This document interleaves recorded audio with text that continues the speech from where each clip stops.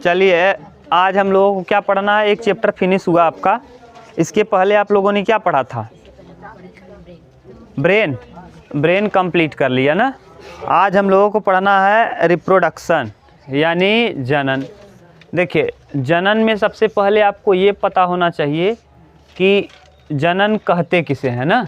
और जनन से भी पहले आपको पूरा देखो एक लिखवाए हैं क्या आप लोग, हाँ, जीवन काल किसे कहते हैं। जनन पढ़ने से पहले आप ये समझ लो कि जीवन काल क्या है। किसी जीव का जन्म से मृत्यु तक का जो समय है क्या कहलाएगा? जीवन काल। यानी जीवन काल अगर आपसे कोई पूछे तो जीवन काल क्या है? जीवन काल। और जीवन काल पढ़ोगे तभी आपको समझ में आएगा जनन आवश्यक क्यों है। माने जन्म से मृत्यु तक का समय, जन्म से मृत्यु तक का समय, मृत्यु तक का समय, जन्म से मृत्यु तक का समय क्या कहलाता है? जीवन काल। बोलो अगर दिक्कत हो तो यहाँ। अब अगर कोई पृथ्वी पे आया है, कोई भी व्यक्ति दुनिया का, तो यानी उसका मरना निश्चित है, यानी उसका कुछ न कुछ क्या होगा? जीवन काल। जैसे हम लोगों का पहले जीवन काल था 100 साल और भी ज़्यादा था, 110 115 पहले जी जाते थे लोग, अब 50-55 में साफ हो जा रहे हैं। तो यही क्या है, यानी जन्म। अब अगर जीवन काल पूछेगा तो औसत जीवन काल 70 होगा, औसत। ज़्यादातर लोग 70 साल होते होते क्या हो जा रहे हैं? आजकल सबसे ज़्यादा प्रभावित हो रहे हैं किससे? माने हार्ट अटैक से ना। कोलेस्ट्रॉल की मात्रा ज़्यादा हो गई, इतना लोग हो गए हैं कि सरसों का जो ओरिजिनल तेल है वो नहीं मिल पा रहा है। अगर वो नहीं मिल पा रहा है तो कोलेस्ट्रॉल की मात्रा क्या हो जाएगी? बढ़ जाएगी, और बढ़ने से आपको हार्ट अटैक होगा, आपकी आसानी से मृत्यु हो जाएगी। एकदम आसान मृत्यु हो रहा है। ठीक, तो ये है जीवन काल। अब जीवन काल निश्चित है तो बताओ अगर जनन न होगा तो यानी आदमी का जो भी है, जो जीव हैं, अगर जीवन काल निश्चित है, अगर जनन न हो तो एक समय के बाद कोई न कोई एक जो जाति है वो क्या हो जाएगी? पृथ्वी से समाप्त हो जाएगी। तो माने जीव की निरंतरता को बनाए रखने के लिए क्या आवश्यक है? जनन। तो ये पूछेगा जनन क्यों आवश्यक है, तो आप बता देना कि जीव की निरंतरता को बनाए रखने के लिए क्या आवश्यक है? जनन। और जनन कहते किसे हैं? जनन या प्रजनन, ये दोनों नाम है। इसे आप जनन भी कहते हैं, इसे आप प्रजनन भी कहते हैं। जनन कह लो या प्रजनन कह लो, दोनों का मतलब सेम है। जनन कहो या प्रजनन कहो, मतलब क्या है? सेम। जनन किसे कहेंगे? अपने समान संतान की उत्पत्ति करना क्या कहलाएगा? जनन। अपने समान संतान को जन्म देना जनन कहलाता है।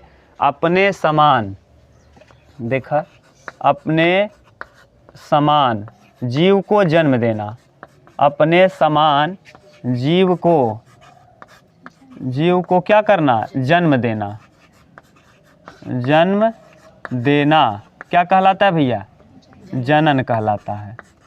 जनन या प्रजनन कहलाता है।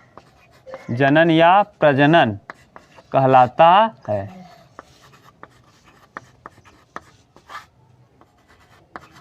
ये है। अगर कोई आपसे अब पूछे तो बता लोगे जनन किसे कहते हैं? अपने समान जीव को जन्म देना क्या कहलाता है? जनन। जैसे अगर कुत्ता है तो कुत्ते का बच्चा पैदा होगा, आदमी है तो आदमी की आदमी को कुत्ता होगा नहीं, तो ये यही कहलाएगा क्या? जनन। अपने समान जीव को जन्म देना क्या कहलाता है? जनन कहलाता है। अब जनन अगर है तो इसकी आवश्यकता जीव की निरंतरता को बनाए रखना, और इस निरंतरता में जीवों के जनन की क्रिया में कुछ न कुछ क्या उत्पन्न हो जाएगा? विभिन्नता।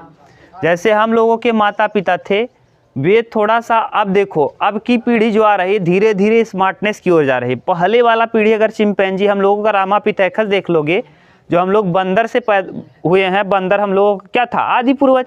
रामापिथेकस हम लोगों का क्या है? आदि पूर्वज।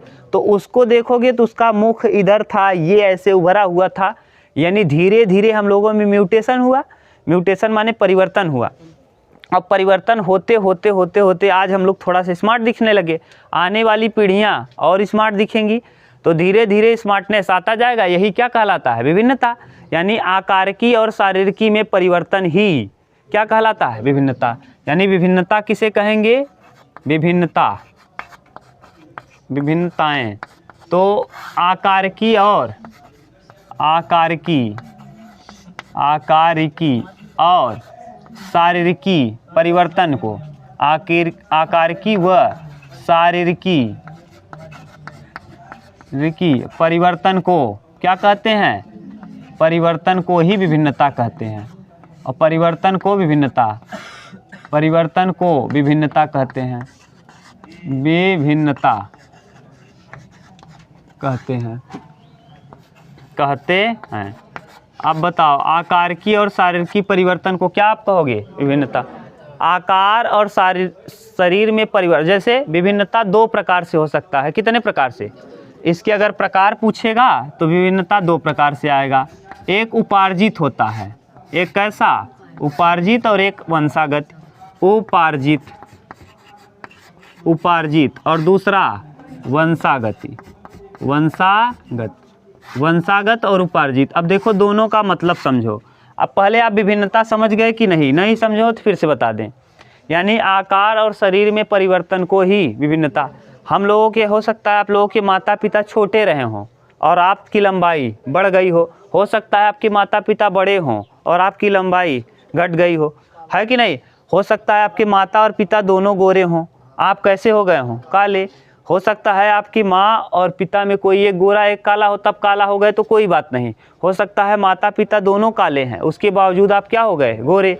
तो ये क्या है? आपके अंदर विभिन्नता है। आकार और शरीर में शरीर वाला परिवर्तन कैसे? माता पिता लंबे थे, आप क्या हो गए? नाटे हो गए, तो शारीरिक परिवर्तन हो गया। शारीरिक, जैसे हमारे ही बड़का बाबू ना, वो छोटे थे और उनकी पत्नी भी छोटी थी, अरे जो ख़त्म हो गए। और उनके लड़के हाइट में ठीक हैं ना, रीनू जो आती है उसके दादाजी। तो अब सोचो, तो यानी परिवर्तन आया कि नहीं? आकार में भी परिवर्तन आया और शरीर में भी। उनका चेहरा थोड़ा अलग था, अब इनके जो लड़के हैं थोड़ा स्मार्ट हैं, तो यानी उनके किस में परिवर्तन आ गया? शरीर में भी। ये आता क्यों है? दो तरीके से।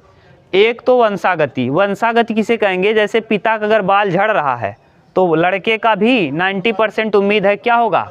झड़ जाए। इसी को कहते हैं क्या? वंशागति या आनुवंशिकी। यह जेनेटिक्स है, यह मरने के बाद समाप्त नहीं होता।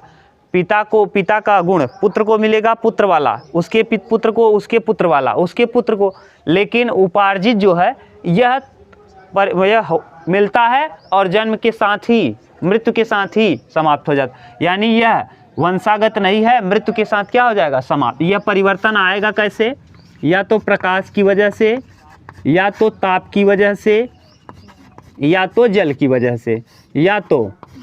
वजह से, ठीक। ये तीन वजह से आ सकता है। देखो, ताप वाला हम अच्छे से आपको समझा सकते हैं। जैसे आप और आपकी पत्नी यहाँ नहीं है, मान लो दोनों लोग काले हो और आप चले गए जम्मू कश्मीर न। जम्मू कश्मीर में अगर आप हाँ, वातावरण हो गया।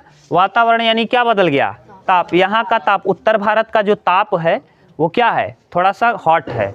और यानी वहाँ जब आप जाओगे, जब उत्तर भारत यानी एकदम ऊपर, उत्तर की तरफ एकदम ऊपर, जम्मू कश्मीर पहाड़ी एरिया है, ठंड वाला मौसम है, तो वहाँ आपका लड़का क्या हो जाएगा? गोरा। क्यों गोरा हो गया? तापमान की वजह से। तो उसमें परिवर्तन, यही लक्षण कहलाता है क्या? उपार्जित। और यह आपका लड़का क्या हो गया है? गोरा। तो बताओ, अगर आपका लड़का गोरा हुआ तो उसका जो चल रहा है जीन, माने उसके जीन में आया है कि उसके तापमान में परिवर्तन की वजह से? अगर वो आके फिर उत्तर भारत में आ गया तो हो सकता है उसका लड़का काला हो जाए, आपके लड़के का लड़का क्या हो जाए? काला हो जाए। तो ये है क्या? उपार्जित।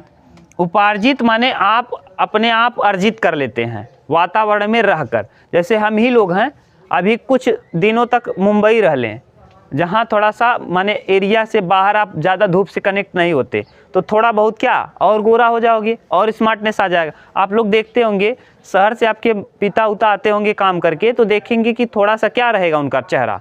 गोरा। अरे कोई भी हो, कोई भी रहता हो आपके घर का, तो आप चेहरे में बदलाव आ जाता है कि वैसे ही रहते हैं? कुछ न कुछ क्या आता है? बदलाव। तो क्या प्रभाव पड़ा है? वातावरण का। तो समझ गए, ये है कैसा? उपार्जित। और वंशागत माने ये जीन में ही चलेगा, जीन यानी डीएनए में चलेगा, ये डीएनए में, यानी इसमें आप कुछ नहीं कर सकते। बोलो अभी तक अगर आपको दिक्कत हो तो बताओ।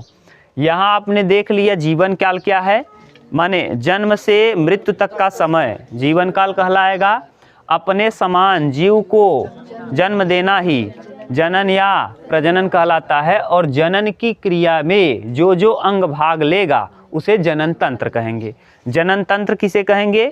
जनन की क्रिया में जो जो अंग भाग लेगा उसे हम क्या कहेंगे? जनन तंत्र।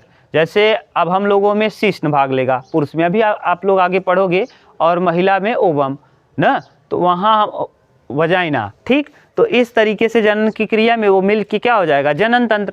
तो जनन तंत्र माने जनन की क्रिया में भाग लेने वाले अंग को ही जनन तंत्र कहते हैं। आगे विभिन्नता क्या है? विभिन्नता माने आकार और शरीर में, आकार की और शारीरिकी में परिवर्तन ही विभिन्नता कहलाता है। विभिन्नता कितने प्रकार का? दो। एक को हम कहेंगे उपार्जित और एक को कहेंगे वंशागत। बोलो यहाँ तक किसी को प्रॉब्लम हो तो बोलो, उतारना है आप लोगों को, उतार लो। तब हम लोग चालू करें क्या? जनन के प्रकार, जनन के प्रकार उतार लो तब। चलो उतार लिए हो ना, इसको मिटा दें। चलिए देखिए अब जनन के प्रकार किसका, जनन किसे कहते हैं आप बता पाओगे अब अच्छे से? बोलो क्या? हाँ, अपने समान जीव को जन्म देना क्या का जनन या प्रजनन कहलाता है। कोई दिक्कत नहीं ना। जनन प्रजनन जीवन काल, जन्म से मृत्यु तक का समय जीवन काल कहलाता है। अब हम लोग देख रहे हैं क्या? जनन का प्रकार, जनन के प्रकार, जनन के प्रकार या प्रजनन के प्रकार, जनन के प्रकार। जनन तंत्र किसे कहते हैं भैया? अगर आपसे कोई पूछ ले, जनन की क्रिया में भाग लेने वाले तंत्र को ही, अंग को ही जनन तंत्र कहते हैं, ठीक। जनन की क्रिया में भाग लेने वाले अंग को जनन तंत्र कहते हैं। बोलो जनन तंत्र किसे कहते हैं? बता लोगी? अंग को, हाँ ठीक। यहाँ दो प्रकार का जनन, कितने प्रकार का होगा भैया? दो। एक को कहेंगे अलैंगिक, अलैंगिक, अलैंगिक जनन, अलैंगिक जनन। और दूसरा लैंगिक जनन, दूसरा लैंगिक जनन, लैंगिक जनन। लैंगिक जनन में नर और मादा दोनों रहेंगे, और अलैंगिक जनन में नर युग्मक और मादा युग्मक का होना आवश्यक नहीं। ऐसा जनन जिसमें न तो नर और न ही मादा भाग ले, तो ऐसे जनन को न तो नर युग्मक न ही मादा, तो जिसमें नर और मादा युग्मक भाग नहीं लेते, मादा युग्मक भाग नहीं लेते, समझ गए ना? नर युग्मक और मादा युग्मक भाग नहीं लेते, उस ऐसे जनन को अलैंगिक जनन कहते हैं। ऐसा जनन की वह प्रक्रिया जिसमें नर और मादा युग्मक भाग नहीं लेते, उसे हम क्या कहते हैं? अलैंगिक जनन कहते हैं। कोई दिक्कत नहीं। यह देखिए, यह ज़्यादातर आपको देखने को मिलेगा पादपों में, पेड़ पौधों में और छोटे जीव में। बड़े जीव में अलग अलग कार्य करने के लिए अलग अलग कोशिकाएं हैं, देखने के लिए अलग कोशिका, खाने के लिए हम लोगों का मुंह है। तो माने बड़े जीव जो जटिल जीव हैं, जटिल जीव माने जिनमें अलग अलग कार्य करने के लिए अलग अलग चीज़ पर अलग अलग कोशिकाएं हैं, तो जटिल जीव में कौन सा जनन पाया जाएगा? अलैंगिक। जबकि जो सरल जीव हैं या छोटे जीव हैं, उनमें कौन सा जनन पाया? अलैंगिक। कोरोना वायरस अलैंगिक जनन था। कौन सा जनन था? उसमें किसी की ज़रूरत पड़ रही थी क्या? इसीलिए अलैंगिक जनन वाले ज़्यादा म्यूटेट होते हैं, म्यूटेशन ज़्यादा करते हैं। रूप बदल रहा था, अपने रूप को ही बदल लेना म्यूटेशन यानी उत्परिवर्तन कहलाता है। अपने रूप को क्या कर लेना? आप लोग सुनते होंगे अल्फा वेरिएंट, गामा वेरिएंट ना, आ गया है गामा वेरिएंट। किसका? कोरोना का गामा बहुत खतरनाक है, उससे भी खतरनाक है। नहीं सुने थे कोरोना के समय? तो यानी अलैंगिक जनन, क्योंकि इसमें जनक का कोई पता नहीं है। नर न तो नर युग्मक भाग ले रहा है न तो मादा। अगर नर मादा और भाग लेते तब तो आप क्या कर सकते थे? नर और मादा को अलग कर देते, जनन होता ही नहीं, नया जीव बनता ही नहीं, है कि नहीं? अब जैसे लैंगिक जनन वाले में अगर नर और मादा आए ही नहीं तो कहाँ जनन होगा? होगा नहीं, जीव नया उत्पन्न नहीं होगा। मान लो कोई खतरनाक जीव आ रहा है, नर और मादा को क्या करो, अलग कर दो, होगा नहीं, लेकिन वहाँ कुछ नहीं। तो अलैंगिक जनन ऐसा जनन जिसमें नर युग्मक और मादा युग्मक भाग नहीं लेते, बिना नर और मादा युग्मक के भाग लिए ही निषेचन हो जाता है, यानी इसमें निषेचन नहीं होता, इस क्रिया में निषेचन भी नहीं होता, यानी यहाँ निषेचन नहीं होता। ये भी पूछा गया प्रश्न है कि किस जनन में निषेचन नहीं होता, तो अलैंगिक जनन में निषेचन नहीं होता। हम लोग वहाँ जो आएगा उसमें क्या होगा, निषेचन होगा, तो इसमें निषेचन नहीं होता। इसके प्रकार अलैंगिक जनन के भी कई प्रकार हैं, लेकिन मुख्य जो प्रकार हैं 6 आपके यहाँ दिया है, हम 3 उसमें से भी मुख्य है। पहला है, देखो हम 6 प्रकार लिख दे रहे हैं, विखंडन, विखंडन। दूसरा है खंडन, दूसरा खंडन से पहले लिख लो मुकुलन, क्योंकि ये तीनों आवश्यक है, मुकुलन। तीसरा है कायिक, कौन सा, कायिक। चौथा है खंडन, यहाँ हम लिख दे रहे हैं चौथा खंडन। अरे उसमें खंडन दूसरा दिया है ना, हम यही इतना, ये तीनों पूछता है एग्जाम में, ये तीनों से प्रश्न आता है, इसीलिए तीनों को हम पहले ही निपटा दिए ना, जहाँ से आएगा उसको हम पहले लिख दिए। और उधर खंडन, खंडन के बाद बीजाणु जनन, पांचवा बीजाणु, बीजाणु जनन। और एक और है पुनरुद्भवन, 6 पुनरुद्भवन, पुनरुद्भवन, ठीक। ये है, एक एक के विषय में आप समझ लो पहले अच्छे से। विखंडन किसे कहते हैं, या द्विखंडन, इसी को विखंडन कहेंगे, इसी को द्विखंडन भी कहते हैं। विखंडन का दूसरा नाम द्विखंडन, लिख दें क्या, द्विखंडन, द्विखंडन। विखंडन को और क्या कहते हो, द्विखंडन के नाम से जान। यहाँ देखिए क्या होगा, एक केंद्रक थोड़ा बड़ा होगा, और यही केंद्रक भैया, ये केंद्रक 2 भागों में टूट जाएगा, 2 या 2 से अधिक। मान लो इतना बड़ा है, इसी में एक केंद्रक है, यह केंद्रक थोड़ा सा परिपक्व होगा, और परिपक्व होकर कितने भाग में बढ़ जाएगा, 2। अब ये लैंगिक जनन का 2 भाग में बटा ना, तो इसका क्या क्या लाभ है और क्या क्या हानि। इसमें जीव जो है ना एकदम जनक के समान होगा, माने जैसे ये है बिल्कुल हूबहू, जैसे हम लोगों में हम लोग के पिता, थोड़ा सा चेंजिंग होगा जरूर, आने वाला पीढ़ी और बदलेगा, लेकिन इनका पीढ़ी वही चलता रहेगा, यानी इनके पीढ़ी में कोई बदलाव नहीं। आप किसी भी जीव को देखेंगे, अमीबा हो गया, ये देखने को कहाँ मिलता है, अमीबा और अमीबा, युगलिना और छोटे जीव, जीवाणु में amoeba, amoeba, amoeba, Euglena, Euglena, Euglena को चप्पल जंतु कहते हैं। कौन सा जंतु, चप्पल जंतु ना, युगलिना को चप्पल जंतु कहा जाता है। तो अमीबा, युगलिना, ये क्या करते हैं, 2 ऐसे, इसका केंद्रक बढ़ेगा और केंद्रक कितने शरीर में टूट जाएगा, 2, और नए जीव का निर्माण कर देगा, इसीलिए इसे कहते हैं द्विखंडन। क्या कहेंगे, द्विखंडन। और मुकुलन क्या है, ये समझ गए, द्विखंडन माने एक ही जीव क्या होगा, 2 खंडों में बढ़ जाएगा। देखो यहाँ है, ये द्विखंडन, ये है, देखो दिख रहा है अच्छे से, उसमें देखो ये जो है, ये देखो अभी था केंद्रक, न्यूक्लियस है, ये न्यूक्लियस देखो कितने भाग में टूट रहा है धीरे धीरे, अभी टूटा नहीं, देखो ऐसे फैला है, और फैल करके नीचे देखो कितने भाग में टूट गया, यही है क्या, देखो जैसे जीव था वैसे नया भी बना है, एकदम सेम हूबहू, समझ गए। तो इसमें जीव की जो शुद्धता है बनी रहती है, जीव की शुद्धता जैसे है वैसे ही। अगला है कौन सा, खंडन। तो खंडन पहले छोड़ो, पहले मुकुलन देखो, मुकुलन यानी बडिंग, मुकुलन को अंग्रेजी में कहते हैं बडिंग। ये क्या होता है, ऐसे जैसे कोई जीव है, उस जीव के ऊपर ना कहीं ऐसे उभार आ जाएगा, और यही उभार टूटकर अलग, ये कट कर अलग हो जाएगा, और कट के अलग हो जाएगा तो एक नए जीव का निर्माण कर देगा, तो उसी को कहते हैं मुकुलन। माने किसी जीव में उभार आ जाएगा और उभार अलग हो जाएगा, और अलग होकर के एक नए जीव का ही निर्माण कर देगा, जिसे हम क्या कहेंगे, मुकुलन। ये भी देखने को मिलेगा अमीबा में और ईस्ट में ना, हाँ ईस्ट और हाइड्रा। देखो ये ईस्ट है, देख रहे हो, ये देखो कई भाग में टूट गया है। यहाँ देखो, ये देखो इसका उभार आया, यहाँ देखो यहाँ उभार आया है, ये दिख रहा है ना, उभार आया और उभार टूट करके देखो कई भाग में बढ़ गया, तो ये मुकुलन कहते हैं, बडिंग। बडिंग। और यहाँ इस तरफ देखो ये क्या है, ईस्ट है, ये देखो ईस्ट कई भाग में क्या हो गया, टूट गया।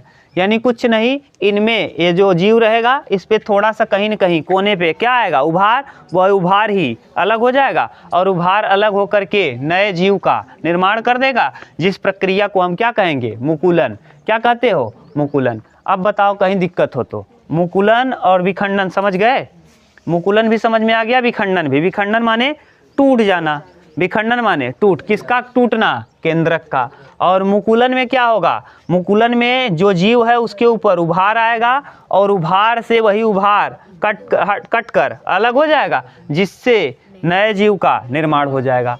लिख लेंगे मुकुलन किसे कहते हैं, माने मुकुलन में जीव के ऊपर एक नया उभार आता है, एक या कई उभार आते हैं, वही उभार कट करके अलग हो जाते हैं और नए जीव का निर्माण कर देता है। इस प्रक्रिया को मुकुलन कहते हैं। इसके अंतर्गत ईस्ट और हाइड्रा आता है। कौन कौन, ईस्ट व हाइड्रा। उदाहरण पूछा था, ये देखो हम जो बोल रहे हैं ना भाषा, ये याद करके रखना। ये पूछता है 1 नंबर में जब टिक करने को, तो आपसे कहेगा इसमें से कौन मुकुलन का उदाहरण है, और वहाँ दिया रहता है हाइड्रा या ईस्ट, ध्यान से। और अगर दे दे इसमें से कौन विखंडन का उदाहरण है, तो आप क्या बताएंगे, अमीबा और यूग्लिन। विखंडन का उदाहरण अमीबा यूग्लिना, मुकुलन का उदाहरण ईस्ट और हाइड। अच्छे से याद रहेगा, आता है हर साल पेपर में टिक करने को। और ये नहीं पूछता परिभाषा, परिभाषा पूछेगा तब भी बता लोगे। यानी विखंडन माने क्या, नए जीव जब केंद्रक थोड़ा सा बड़ा हो जाता है, वही केंद्रक क्या होता है, 2 भागों में टूट करके अलग हो जाता है, जिससे 2 नए जीव बन जाते हैं। और वो जो जीव बनते हैं एकदम जनक के समान होते हैं, जिसे हम क्या कहते हैं, विखंडन। और इसे द्विविखंडन भी कहते हैं। इसके अंतर्गत अमीबा और यूग्लिना आता है। मुकुलन माने इसमें जीव के ऊपर उभार आएगा, कई उभार या एक उभार या 2 उभार आ जाएगा, और वही उभार कई खंडों में बढ़ जाएगा, जिसे हम लोग क्या कहेंगे, मुकुलन, बडिंग। बड माने होता ही है उभार आना, बड माने क्या आना, उभार, तो बडिंग कहते हैं। यह ईस्ट और हाइड्रा में होता है। कायिक, काया माने होता है क्या, शरीर। आप लोग याद किए होंगे, मरमर गया शरीर न, माया मुई न जग मुआ, मरमर गया शरीर। और कैसे करके है एक कहावत, उसमें काया, काया माने क्या, शरीर, काया माने शरीर, तो काया से ही बना है कायिक, काया से बना है क्या, काय। ये कायिक माने शरीर ही, यहाँ शरीर को ही कई भाग में तोड़ दोगे। जैसे गन्ना है, गन्ना में कहीं आप देखते होंगे उसको क्या करते हैं, कलम कर देते हैं, कलम करके लगा देते हो। यह कई जगहों हो सकता है, जड़ में, तने में, पत्ते में। कायिक माने शरीर द्वारा, किसके द्वारा, शरीर को आप काट करके कई भाग में, या तो आप कलम कर सकते हो या दाब लगा सकते हो। दाब लगाना माने जैसे नींबू है, संतरा है, इनके वृक्ष को आप क्या करोगे, ज़मीन में झुका लोगे और छील दोगे, और छील करके इन, जैसे इनका मान लो वृक्ष का ये डाल है, ये मान लो नींबू है, नींबू का ये डाल इधर था, इसको आपने लचका दिया कहाँ, ज़मीन में, और ज़मीन में लचका के यहाँ छील दो, और छील के इसको किस में दबा दो, मिट्टी में, और मिट्टी में दबा के छोड़ दो। कुछ दिन बाद ये क्या हो जाएगा, यहाँ से जड़ निकल आएगा, और एक इसको काट दो तो ये क्या हो जाएगा, नया वृक्ष ही बन जाएगा। इसे कहते हैं दाब लगाना। क्या कहते हैं, किसी वृक्ष के किसी भाग को नीचे दबा करके, छील करके मिट्टी में दबा देना, और बाद में एक हिस्से को काट देना जो किससे कनेक्टेड है, नए पौधे से, नया पौधा बन जाएगा, जिसे कहते हैं दाब लगाना। एक होता है कलम, क्या करना, कलम, तो कलम भी आप करते हो। कलम, ईख कमल का फूल लगाते हो, कमल नहीं गुलाब का, तो क्या करते हो, कमल करके लगा देते हो डंठल से। आप तने से भी करते हो, आपने कंद जो गन्ना है, कंद है, आलू है, इन सबको क्या करते हो, काट करके लगा देते हो। तो काया यानी शरीर को ही काट करके क्या किया आपने, लगा दिया, तो वही कहलाता है कौन सा, कायिक। ठीक, तो इसमें बताओ क्या नर और मादा दोनों हैं क्या, आलू में नहीं, आपने एक ही आलू को क्या किया, काट के लगा दिया, गन्ना को काट करके लगा दिया, तो ऐसी स्थिति में ये क्या कहलाते हैं, कायिक जनन। कौन कौन आ जाएगा, जैसे गन्ना, गन्ना हो गया, और क्या, आलू हो गया, और क्या, गुलाब हो गया, गुलाब, नींबू वाला दाब लगाना, नींबू, नींबू, कंद हो गया, कंद आदि इत्यादि बहुत सारा है, उदाहरण आप देखते ही होंगे। कंद भी आपने देखा होगा, उसका तो ओ ही लगा दो, ओल ओल यानी सूरन, सूरन भी आपने देखा होगा। कंद का ना डंडी ही लगा दो, पत्ती ही लगा दो, तब भी क्या होगा, पकड़ लेगा। नींबू में क्या करते हो, दाब लगाते हो। दाब लगाना समझ गए, दाब लगाना किसे कहते हैं, यानी वृक्ष की डाल को नीचे लटका करके छील करके जमीन में मिट्टी में गाड़ देते हैं, वहाँ से जड़ निकल आता है और इस वाले डाल को अलग जो पेरेंट से है, जो पिता से डाल निकला था, उसको काट दोगे और नए पेड़ का क्या, वृक्ष का निर्माण हो जाएगा। ये कहाँ होता है जान, अब सोचो ये सब कहाँ देखने को मिलेगा, जिसमें बीज नहीं होगा। गन्ने में बीज होता है, गन्ना में बिया होता भैया, बिया फरत का बिया नहीं। अरे नींबू को छोड़ दो, नींबू होता है तो नींबू वाला वो उतना अच्छा से नहीं होगा जितना अच्छे से ये हो जाएगा। अच्छा गुलाब का आता है बीज, गुलाब का बीज लगाओ और गुलाब का डंठल कौन पहले पैदा देगा, डंठल। क्यों, डंठल आधा तैयार है, आधा ही तैयार करना है, समझ गए। तो ये ज़्यादा आसान है, कहाँ काट के लगा दिए, काम हो गया। तो ये सब समझ गए। अलैंगिक जनन और खंडन क्या है, खंडन माने टूटना, खंडन माने टूटना, कई भाग में टूट जाना ही क्या कहलाता है, खंडन। बीजाणु जनन और पुनरुद्भवन, पुनरुद्भवन भी आप देखे होंगे।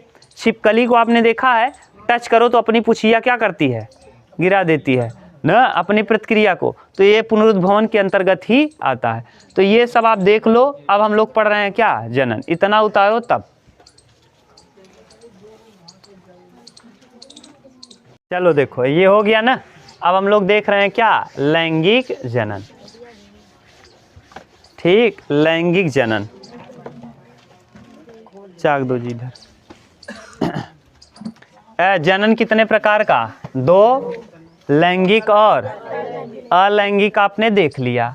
अलैंगिक जनन कितने प्रकार का आपने देखा, 6, कई प्रकार का होता है, 6 आपने देखा।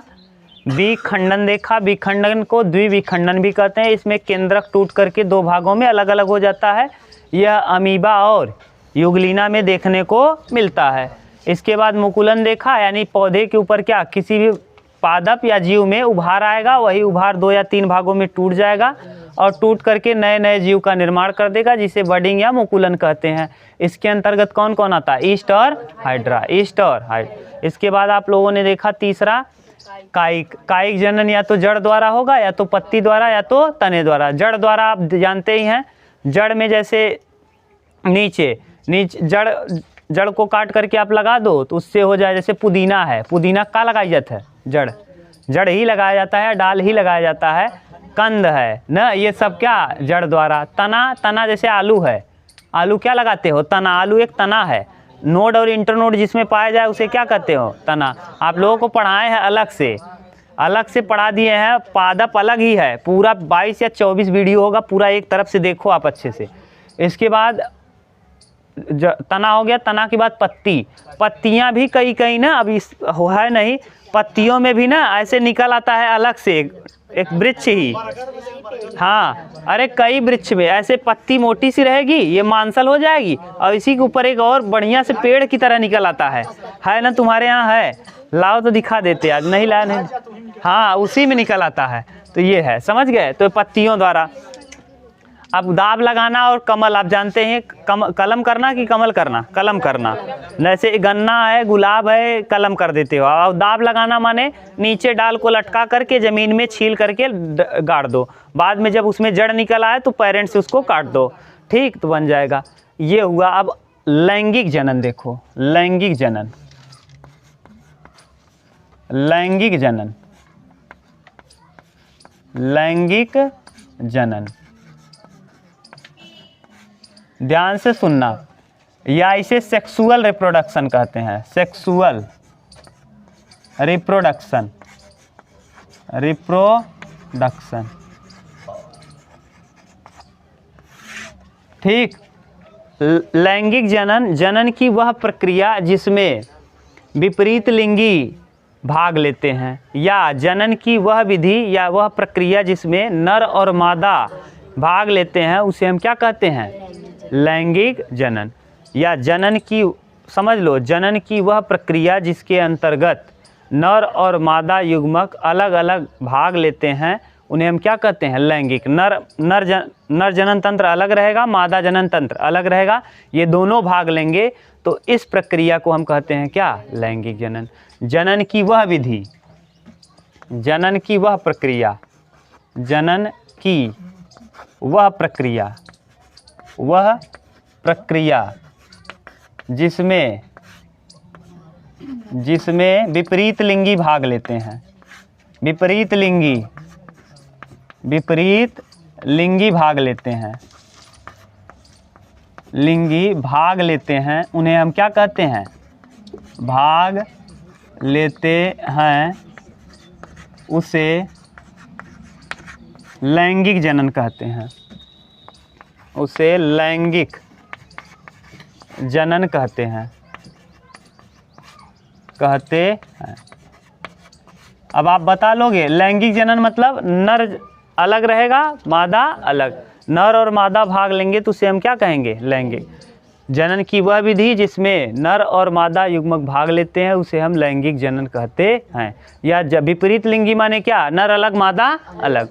ठीक, अब इसमें आप देखो तो अगर इसमें दो चीज़ें आता है, जरायुज और अंडयुज, जरायुज और अंडयुज, तो ये भी समझ लो जरायुज किसे कहेंगे, जरायुज, और जरायुज माने वीवी पोरस, वीवी पेरस, और अंडयुज, जरायुज माने इसमें न बच्चा दिया जाएगा, माने ऐसा जीव जो सीधे बच्चे को जन्म दे, ऐसा जीव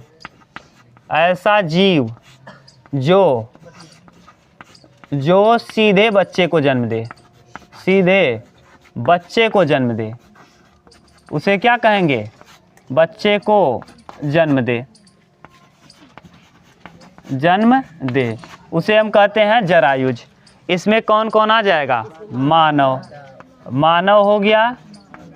अब आप देखो मानव तो सब जानते हैं कि मानव अंडा नहीं बल्कि क्या, बच्चा देता, ये सब जानते हैं।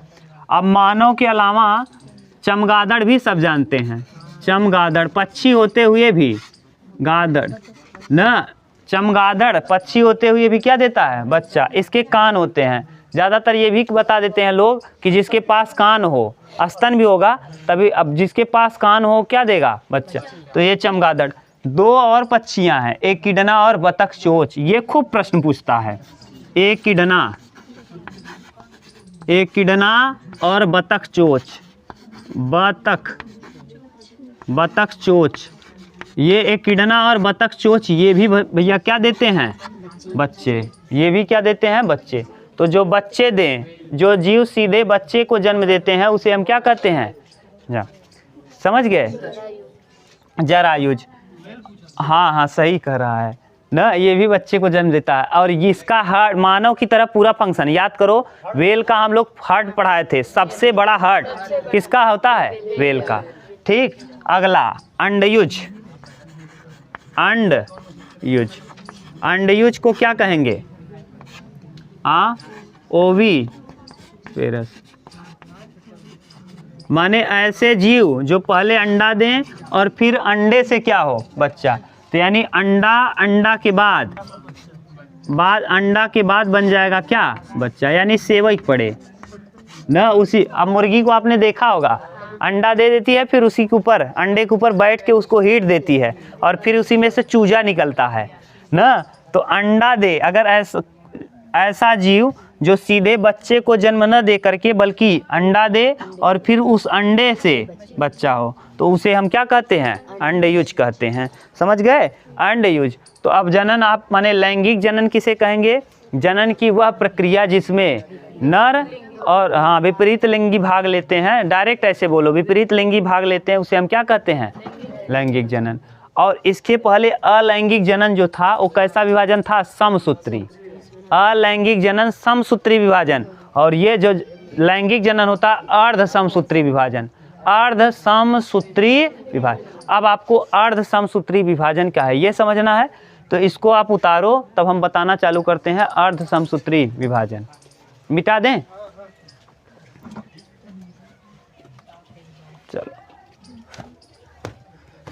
चलो देखो,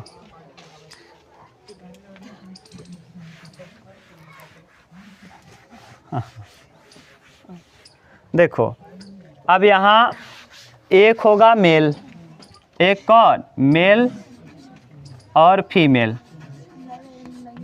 नर और मादा, फीमेल। अब हम बार बार यही नहीं बताएंगे। नर में देखो, नर में क्या नर किसे कहते हैं पहले ये समझ लो, जिसमें शुक्राणु का निर्माण होता है। स्पर्म यानी शुक्राणु, जिसमें शुक्राणु का निर्माण होगा उसे हम क्या कहेंगे, नर। और जिसमें अंडाणु का निर्माण होगा, ओवम, ओवम, उसे हम क्या कहेंगे, माँ। तो नर किसे कहेंगे, अगर आपसे कोई पूछे तो बता लोगे कि जिसमें स्पर्म का निर्माण हो उसे नर कहते हैं, और जिसमें ओवम का निर्माण हो उसे मादा। सबसे बड़ी कोशिका मानव में ओवम, और सबसे छोटी स्पर्म, और सबसे लंबी तंत्रिका, सबसे लंबी, समझ में आया, सबसे लंबी तंत्रिका तंत्र, सबसे छोटी, सबसे बड़ी, कोई दिक्कत। अगर मानव के अतिरिक्त कह दे बड़ा में शुतुरमुर्ग का, शुतुरमुर्ग का, ठीक। तो ये देखिए नर युग्मक, ये नर युग्मक मेल गैमेट, शुक्राणु को कहते हैं मेल गैमेट और इसे कहते हैं फीमेल गैमेट। तो मेल गैमेट, मेल गैमेट, नर युग्मक, नर युग्मक यानी शुक्राणु, मादा युग्मक female gamete, female gamete, gamete, male gamete और फीमेल गैमेट। अब देखो मेल गैमेट और फीमेल गैमेट, इसमें मेल गैमेट कितना होगा, 23 जोड़ी, कितना, 23 जोड़ी, 23 जोड़ी मतलब 46, 23 जोड़ी दे और जाए 46 कह दे, मतलब क्या है, सेम। इधर, इधर भी भैया कितना, 23 जोड़ी, कितना, 23, 23 जोड़ी इधर, 23 जोड़ी इधर, 23 23 46, 23 23 46 गुणसूत्र होते हैं। कुल गुणसूत्रों की संख्या 46, 46 जोड़ी नहीं 46, और 23 जोड़ी, एक व्यक्ति में 23 जोड़ी यानी 46 गुणसूत्र होंगे। कितने गुणसूत्र, अब ध्यान से समझना। यहाँ जब ये 22 जोड़ी सेम होगा, 22 जोड़ी क्या होगा, 22 जोड़ी केवल XX होता है, क्या होता है, XX, 22 जोड़ी, और इधर भी 22 जोड़ी XX, 22 जोड़ी XX, ध्यान से सुनना, XX, इसमें 23वां जोड़ा, 22 के बाद 23वां यानी 23वां जोड़ा, 23वां समझ रहे हो ना, 23वां होगा XY, 23वां होगा क्या, XY, यानी पुरुष में हो जाएगा XY, ठीक, 23वां जोड़ा। और महिला में 23वां जोड़ा, 23वां जोड़ा होगा कौन, XX, यानी XX। अब ध्यान से सुनना, ये मेल गैमेट आया, ये फीमेल गैमेट, इसमें 22 जोड़ी भाग नहीं लेंगे, 11 जोड़ी, कितने जोड़ी, 11, और इसमें 11, 11 11, बताओ इधर से कितना भाग लेंगे, 11, और इधर से 11, 11 11 जुड़ करके 22 जोड़ी, क्या बना देंगे, 22 जोड़ी। तो 11 इधर से लिया, 11 जोड़ी इधर, 11 इधर से, और अंतिम जोड़ा ये आधा ये वाला आएगा और ये, समझ गए। तो ये आधा आधा मिलके कितना हो जाएगा, 1।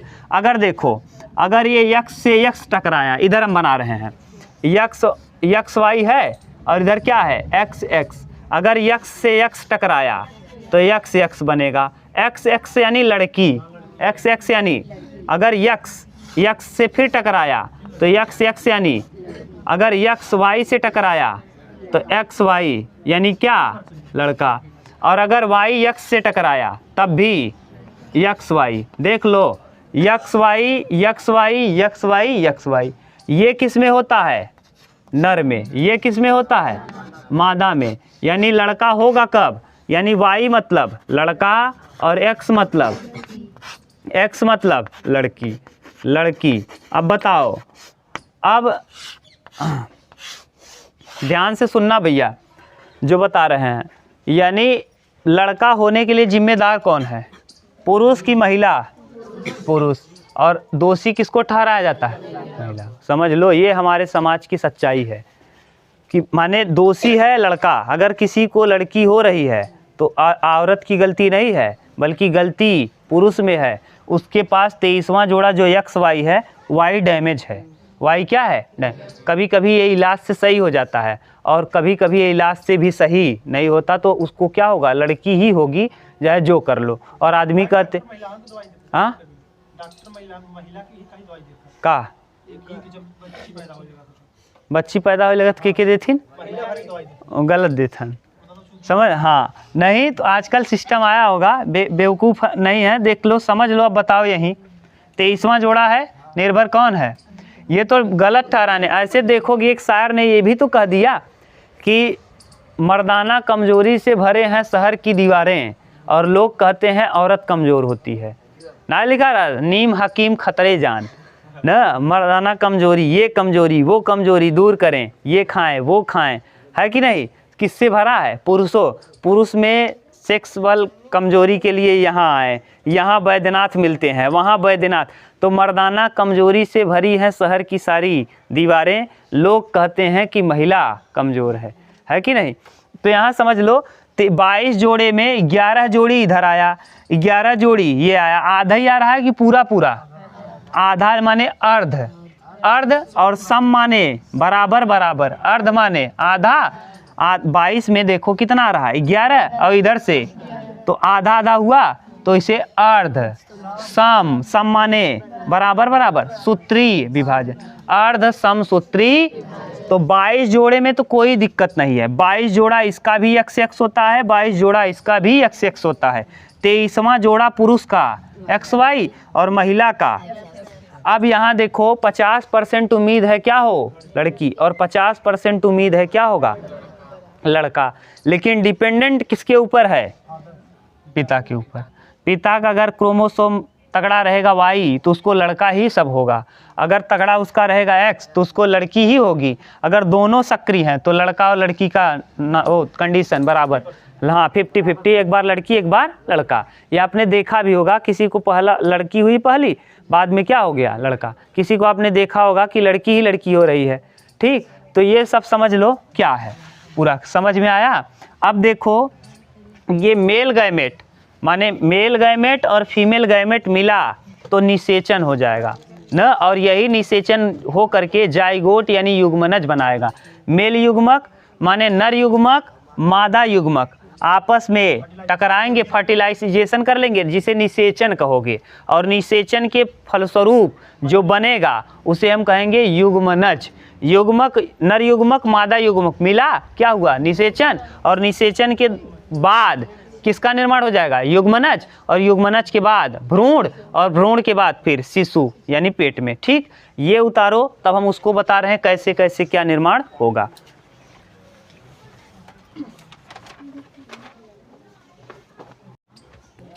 हो गया क्लियर? अब देखो गैमेट, गैमेट जो बोल रहे हैं इस गैमेट को समझ लो। यहाँ मिटा दें ऊपर ना। बच्ची बताओ लैंगिक जनन किसे कहते हैं? हाँ बोलो। हाँ, जनन की वह प्रक्रिया जिसमें नर युग्मक और मादा युग्मक दोनों भाग लें उसे हम क्या कहते हैं? हाँ, लैंगिक जनन, या जनन की वह प्रक्रिया जिसके अंतर्गत ना विपरीत लिंगी जनन में भाग लें उसे हम क्या कहते हैं? लें। अब देखो जनन में आप एक तरफ क्या आएगा, मेल, यानी एक तरफ आएगा पुरुष, पुरुष, और एक तरफ पुरुष, एक तरफ आएगा फीमेल यानी महिला, फीमेल, बोलो महिला, ठीक। अब पुरुष में क्या निर्माण होगा, पुरुष किसे कहोगे, जो इसमें स्पर्म, ठीक, स्पर्म, और इसमें ओवम, ठीक, ओवम, ओवम, ठीक। अब स्पर्म और ओवम इसे कहते हैं मेल गैमेट, इसे कहते हो क्या, मेल गैमेट, और इसे क्या कहते हो, फीमेल गैमेट, फीमेल गैमेट। जब मेल गैमेट और फीमेल गैमेट मिलेगा भैया ना, तब क्या हो जाएगा? फर्टिलाइजेशन। क्या हो जाएगा? मेल गैमेट और फीमेल गैमेट का आपस में क्या टकराना ही फर्टिलाइजेशन यानी निषेचन कहलाता है। यानी फर्टिलाइजेशन, फर्टिलाइजेशन यानी निषेचन, निषेचन। अब ये हुआ निषेचन, और निषेचन के फलस्वरूप बनेगा जाइगोट। इसे मेल गैमेट यानी नर युग्मक, नर युग्मक, और इसे मादा युग्मक, मादा युग्मक, युग्मक। आपसे कोई प्रश्न पूछे निषेचन किसे कहते हैं तो क्या बताओगे? नर युग्मक और मादा युग्मक का आपस में संलयन ही निषेचन कहलाता है। निषेचन किसे कहते हैं? नर युग्मक और मादा युग्मक का आपस में संलयन ही निषेचन कहलाता है। नर युग्मक और मादा युग्मक का आपस में संलयन या आपस में क्रिया कर लेना ही निषेचन कहलाता है। निषेचन के बाद, अब ये निषेचन होगा, निषेचन के बाद जाइगोट का निर्माण होगा। किसका? जाइगोट। जाइगोट माने युग्मनज। किसका? युग्मनज। और युग्मनज के बाद निर्माण होगा भ्रूण का। युग्मनज के बाद क्या बनेगा? भ्रूण। और भ्रूण के बाद एम्ब्रियो, अंग्रेजी में कहेंगे क्या? एम्ब्रॉय, एम्ब्रॉय, हाँ एम्ब्रॉय, अच्छा एम्ब्रॉय, ठीक। और एम्ब्रॉय के बाद क्या बन जाएगा? फीटस। क्या? Foetus, foetus. और फीटस के बाद क्या बनेगा भैया? शिशु, फीटस। हाँ, बच्चे का रूप जब बच्चा पूर्ण रूप से नहीं बना रहता, जब उल्टी आवे चालू होता है, कहे ओह खुशखबरी 7 हफ्ता हो गया, ओह। क्यों? क्योंकि सबसे पहले बच्चे के निर्माण में उसकी किसका निर्माण होता है? हार्ट का। और हार्ट जब कूदना चालू करता है ना, तो माँ को यहाँ यूट्रस में यानी गर्भाशय में क्या होने लगता है? उछड़ने लगता है। तो उछड़ना जब चालू होता है तो उसको उल्टी आना चालू होता है। तो सबसे पहले जब हार्ट बच्चे का क्या होगा? कूदना चालू करेगा, तो कहते हैं अच्छा, तो उसको क्या चालू हो जाता है? उल्टी। तो इसी से पहचान लेते हैं कि माने महिला क्या है? गर्भवती है, ठीक। तो ये फीटस, और फीटस यही रूप है, यानी किस में? जब बच्चे में किसका निर्माण हो जाता है? हार्ट का निर्माण होने लगता है, हार्ट। तब कहते हैं हम उसको क्या? फीटस। और फीटस के बाद तब अगला क्रम आता है क्या? शिशु, यानी बेबी, शिशु, ठीक। ये था पूरा प्रक्रिया। अब शिशु के बाद अब आएगा, इसके बाद धीरे धीरे बच्चा पैदा होगा, बड़ा होगा, यौनावस्था। और यौनावस्था में 11 से 13 साल की उम्र में लड़कियों में, और 15 से 17 साल या 14 साल में, 14 साल 12 से 15 साल की उम्र में बच्चों में, यानी लड़कों में। लड़कियों में 11 से 12, 11 से 13, और लड़कों में 12 से 14 या 12 से 15 साल के बाद क्या चालू होता है? द्वितीयक लैंगिक लक्षण। द्वितीयक लैंगिक लक्षण माने पुरुष में क्या बनना चालू हो जाएगा? स्पर्म, और महिला में ओवम। पुरुष में स्पर्म और महिला में ओवम। और पुरुष को मूंछ दाढ़ी आना चालू होगा, और महिलाओं में स्तनों का विकास हो जाएगा, आवाज़ सुरीली हो जाएगी। धीरे धीरे हम लोग पढ़ेंगे तब आपको क्लियर हो जाएगा, ठीक। ये था पूरा कैसे कैसे क्या होता है। अब बताओ मेल में कितने जोड़े थे? 23। और इसमें फीमेल में 23। 23 इधर था, इधर से कितना जोड़ा आएगा? 22 जोड़ा क्या होता है? सेम 22 जोड़े, 22 जोड़े इधर भी x x, और 22 जोड़े इधर भी x x, 22 जोड़े x x। 23वां जोड़ा, 23वां क्या होता है? x x, इधर x x, और इधर 23वां x y। 23वां कितना? x y। उधर से 22 जोड़े में से इधर कितने भाग लेंगे? 11 इस नर युग्मक में, 11, और इस मादा युग्मक में 11, और एक एक जोड़ा ये वाला जो अंतिम में आ रहा है, हाँ ये 23वां जोड़ा हो जाएगा। तो यानी ये पूरा हुआ कि आधा आधा भाग लिए? अरे गधा, इधर वाले आधा और उधर वाले, तो आधा और बराबर बराबर कि अलग अलग? तो इसी को कहते हैं अर्ध। अर्ध सम माने बराबर बराबर, सम सूत्री विभाजन, समसूत्री विभाजन। इसके पहले जो आपने पढ़ा था विभाजन, इसके पहले जो आपने अभी पढ़ा था भैया, उसमें क्या देखा था आपने? उसमें समसूत्री विभाजन हो रहा था, अब इसमें अर्ध, क्योंकि उसमें देखिए अलैंगिक में टूट जा रहा था खुद जनक ही 2 भाग में ना, तो वहाँ समसूत्री विभाजन और यहाँ अर्ध। तो आपसे पूछा जाए कि लैंगिक जनन और अलैंगिक जनन में अंतर क्या है, तो आप कहेंगे वहाँ नर और मादा की आवश्यकता नहीं होती, यहाँ नर और मादा की आवश्यकता होती है। वहाँ कौन सा विभाजन होता है? समसूत्री, यहाँ अर्ध समसूत्री। वहाँ जो जन्म लेने वाला पुत्र है या जन्म लेने वाला जो भी शिशु है वह एकदम जनक के समान होगा, जबकि यहाँ जन्म लेने वाला जनक के समान। उत्तर लिख लोगे, अंतर आएगा तो खूब अच्छे से लिख लोगे बस। अब इसके आगे हम लोग करेंगे कल द्वितीयक लैंगिक लक्षण पढ़ेंगे और कंप्लीट कर लेंगे पुरुष जनन अंग। उसके बाद महिला, फिर कुछ रोग हैं, फिर ये चैप्टर हो जाएगा फिनिश। ठीक, उतार लो।